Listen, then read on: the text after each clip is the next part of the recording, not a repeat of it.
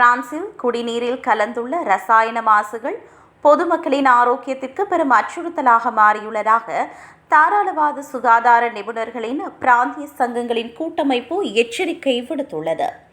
பூச்சிக்கொல்லிகள், ரசாயனங்கள் மற்றும் மைக்ரோ பிளாஸ்டிக்ஸ் ஆகியவற்றால் பொது சுகாதாரத்திற்கு பெரிய ஆபத்து ஏற்பட்டுள்ளதாக பொது மருத்துவர்கள் தெரிவித்துள்ளனர். விவசாயத்துறையிலிருந்து வெளியாகும் மாசுகளை கட்டுப்படுத்த அரசு தவறிவிட்டதாக கூறி கடந்த ஏப்ரல் மாதமே 2 சுற்றுச்சூழல் தன்னார்வ தொண்டு நிறுவனங்கள் நீதிமன்றத்தில் வழக்கு தொடர்ந்திருந்தன.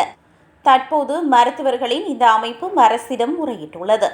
கடந்த 2024ஆம் ஆண்டில் மட்டும் பிரான்சில் சுமார் 1.9 கோடி மக்கள் தங்களின் வாழ்நாளில் ஒரு முறையாவது தர கட்டுப்பாடற்ற மாசடைந்த குடிநீரை அருந்தியுள்ளனர் என தகவல் வெளியாகியுள்ளது.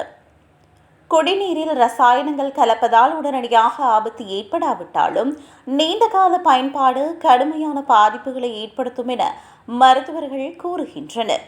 இது மனிதர்களின் ஹார்மோன், நரம்பு மற்றும் நோய் எதிர்ப்பு மண்டலங்களை பாதிப்பதோடு இதய நோய்கள், புற்றுநோய் மற்றும் மலட்டுத்தன்மை போன்ற தீவிர பிரச்சினைகளுக்கும் வழிவகுக்கும் என எச்சரிக்கை விடுக்கப்பட்டுள்ளது. இந்த விவகாரம் தீவிரமடைந்துள்ள நிலையில் பாதிக்கப்பட்ட பகுதிகளில் விவசாய நடைமுறைகளை கட்டுப்படுத்த பிராந்திய அதிகாரிகளுக்கு அனுமதி வழங்கும் புதிய சட்டம் கடந்த மே மாத இறுதியில் நிறைவேற்றப்பட்டது.